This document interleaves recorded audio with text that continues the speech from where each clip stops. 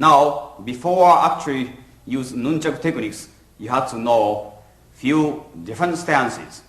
The first one is sanchin. Already sanchin is explained in this tape earlier.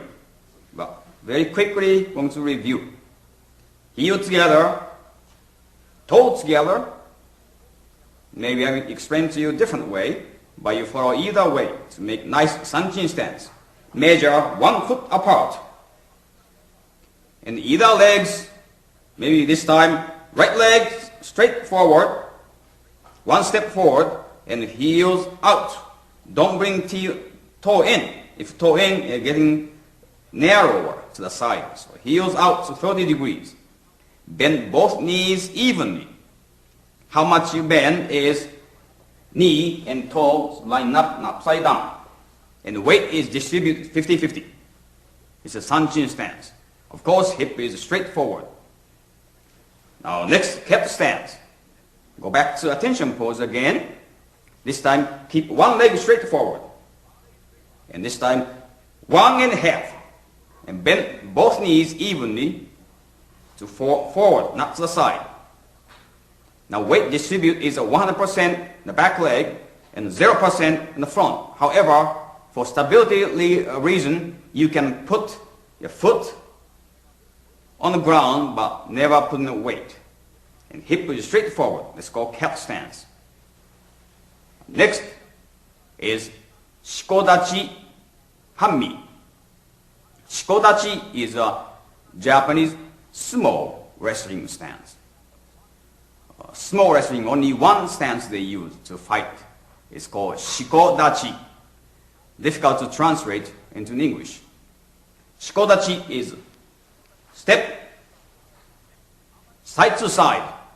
How much step side to side is measure if you bring one knee, either legs, toward the other heel. Have to be 2 fists away. This is just about right. Otherwise, 2 shoulder width. But when you measure, shoulder is difficult. How wide? So this way is more easier, using leg part to measure yourself. And heels, 30 degrees out. Bend both knees evenly. Weight is also even. Now, hanmi means body is 45 degrees against opponent. Either way. If this call, I'm facing, opponent is here, facing left, we call left hanmi.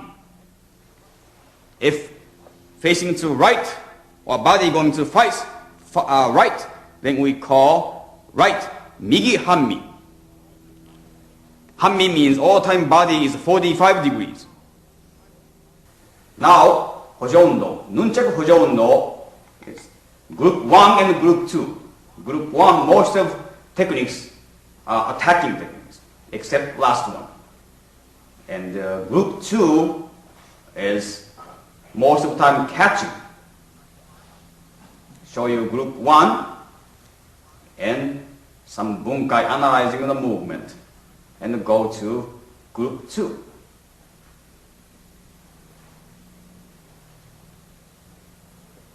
This is how to do yoi. Bring nunchaku, pick up both hands, but don't look at weapons. And when you open it, step to left. And the first, sanchin stance. Sanchin stance, I explained to you earlier. Number 1 is side to side.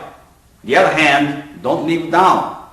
Bring to chest. It's called hikite. And side to side.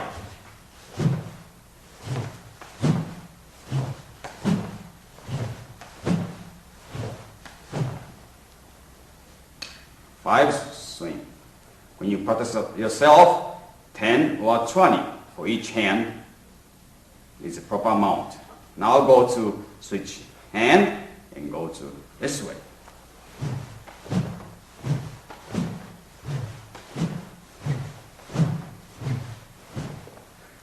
Now when you strike, don't go this way. I'm giving bad example when you practice.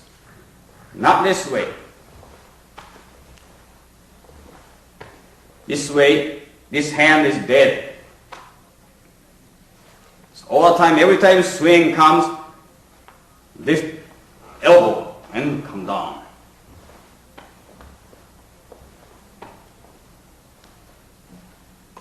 Number 2, this is the most difficult, we call angle strike, naname buri.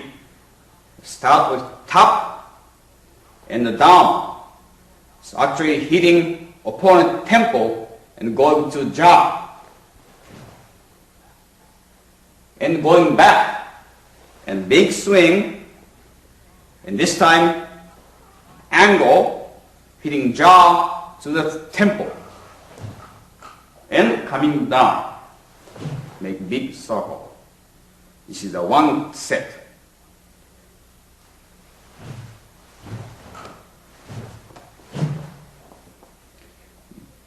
When you make X, X is the same level as yours, make X right here. This is a bad example. Hit here perfectly. But second, when you're coming back, instead of going this way. This is a bad example. If you want to be good in Nunchaku, come back same route as possible you hit.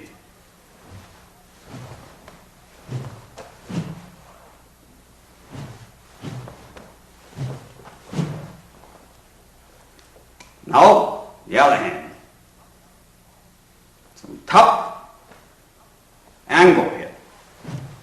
Come back same route, make big circle, down. That's number 2. Number 3 is a figure 8. But figure 8 is not this way. Again, make X just in front of your face. And come back.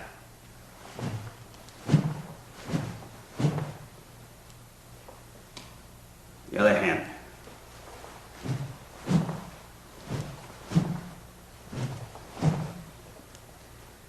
Many Nunchaku techniques,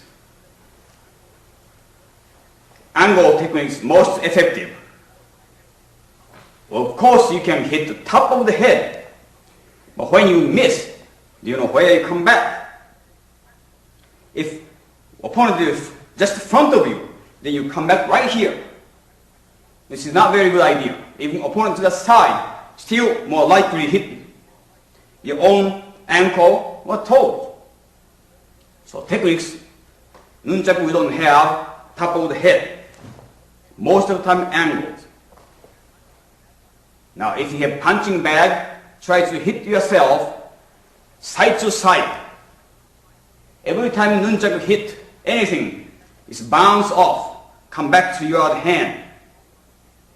That's the reason side to side, which you're going to do again, is all the time pull, reach and pull. Like a sword, when you use swords, not only striking, you cut in motion, cut in motions. When you go side to side stroke, that kind of motion is required. So even you hit, you might break your, by bouncing off, you might injure your knuckles. So next side, number 4 is side. Instead of going this way, this time, kaeshi, yokoburi, coming this way, slow. Bring all the way, bouncing off. Go a little bit faster.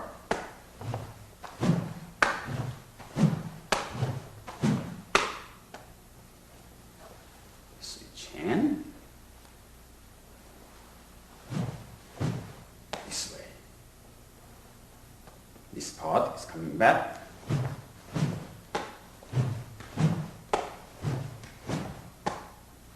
Make sure use hip and bring in. Hit back, bring in. So avoid being hit your own hand.